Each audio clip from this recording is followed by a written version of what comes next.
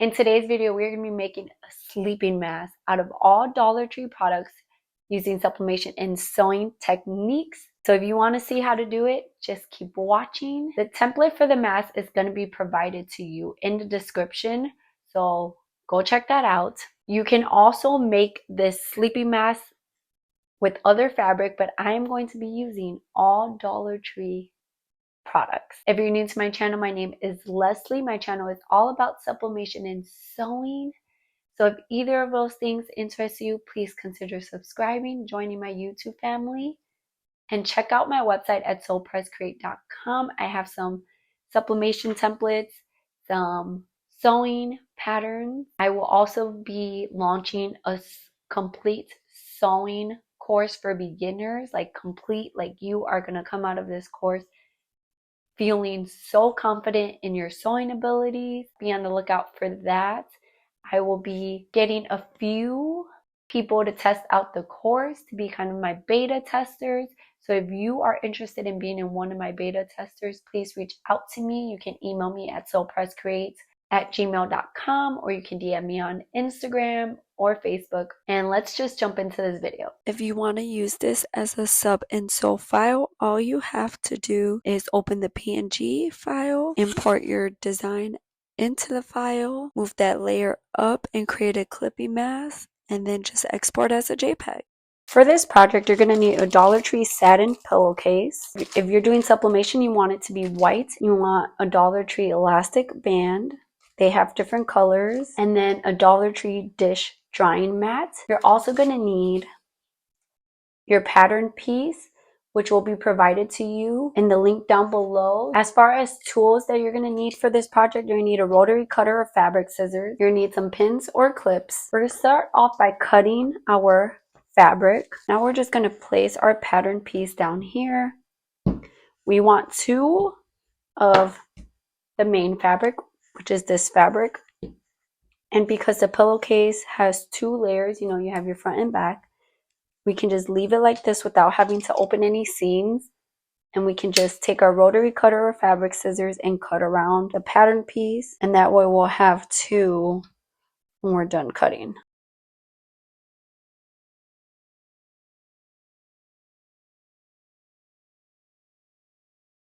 So we're going to cut our elastic to the size that we measured earlier. The exact size for me was 12.75. So I'm going to cut this down to 12.75. You want the exact size. So now we want to get our dry mat and we want to get our pattern piece.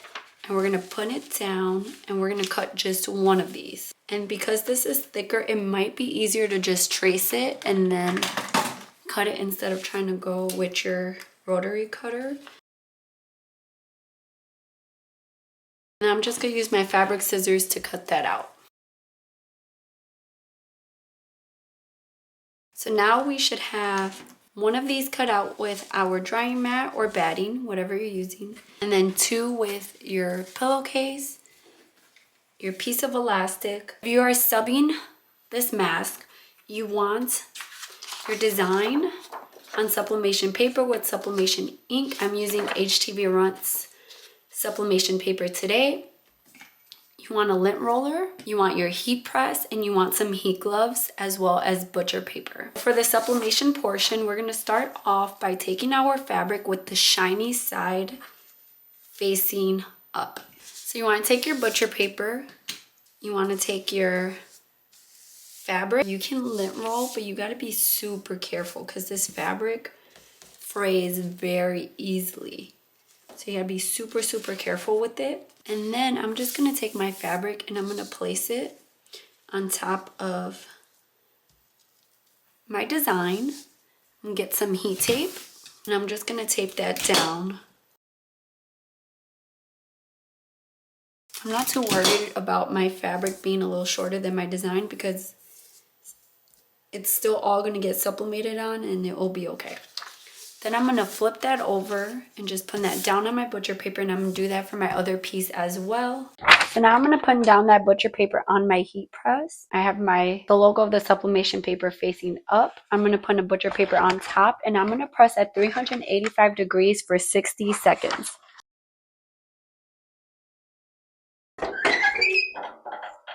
Now you want to take your butcher paper off. And then you want to carefully take off your fabric. Oh, that's so beautiful. And you want to be careful because you don't want the fabric fraying. So don't pull at that tape really fast. You should be using heat gloves when you do this, but I'm being lazy. Look at that ink release. I actually think this might be one of my new favorite sublimation papers. Look at that. Like every time I use it, great colors, like great ink release. Look how vibrant that is. I'm actually genuinely impressed with this. So you want to gently take the heat tape off of the back of your fabric. You don't want to cause fraying, so you want to do it gently. You're going to have a little bit of fraying no matter what, but you want to avoid having too much. Perfect. And you want to repeat the same thing for your other piece. We're going to take our drying mat, then one piece of our main facing up. We're going to take our elastic, and we're going to line it up in the center right there. And you can pin it in place on both sides. If you wanted to, you can fold this in half and then put a pin there so you know where that half is at. And then you can just line it up right there. And I'm just going to let it overhang just a tiny bit. And then we're going to take our other piece of fabric. If you want, you can baste this all down. I'm not going to. But you want to take your other main fabric, you're going to put it right sides facing down so you have your two right sides together. And then you're going to pin or clip that all the way around.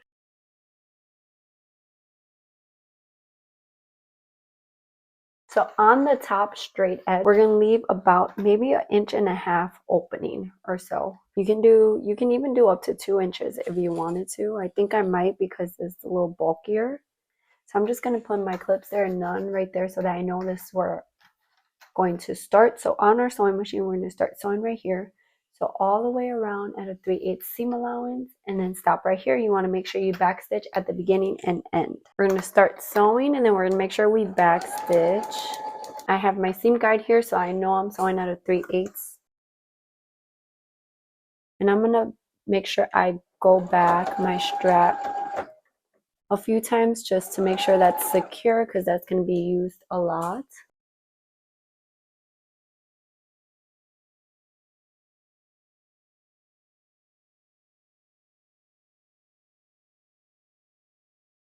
Now that we're getting to the end point, we're going to make sure to backstitch. Now that you have done that, you want to take your scissors and or pinking shears and you want to trim your seam allowance except right here where we didn't sew. I'm just going to take my pinking shears and I'm going to trim it because I don't want it to be too bulky. And then now through that opening that we left, just going to flip it right side out. And you want to be very careful as you're doing this. I'm going to take my chopstick and I'm just going to start just kind of gently poking out those curves so that everything can sit nice and round. These colors are so beautiful. You want to roll that in and then you want to take your iron and just start steaming this so that it lays nice and flat. You can flip it to the other side and steam that as well. And then you want to take some pins or clips and you want to clip that close. Make sure it just lays nicely. And then now we're going to take this to our sewing machine and we're going to top stitch all the way around. Okay, so I like to use my stitch in the ditch foot to top stitch. And I'm going to start right around where my opening is. It's up to you how big of a top stitch you want to do. I do about a 1/8 seam allowance. When you get around your strap, you want to make sure that you don't sew on your strap. Make sure it's out of the way.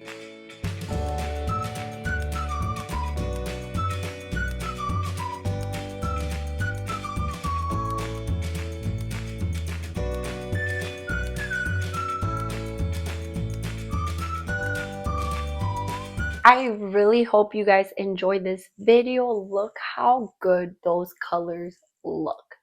Like, I love how well that subbed. Super easy. Again, you don't need to use all Dollar Tree products for this. You can actually use batting. You can use a different type of fabric. I just wanted to use Dollar Tree materials because I know, especially when you're first starting a craft, you don't got money to be wasting like that. So this is a good way to just practice and do something super affordable. I hope you guys enjoy this. Let me know down below in the comments if you guys try this out, if you try it out with Dollar Tree products or you try it out with regular fabric. Again, the template for the mask is in the description down below. And let me know down below in the comments what else you would like to see. I really want to create videos that you guys want to see, so please let me know. Again, don't forget to subscribe. Again, don't forget to subscribe.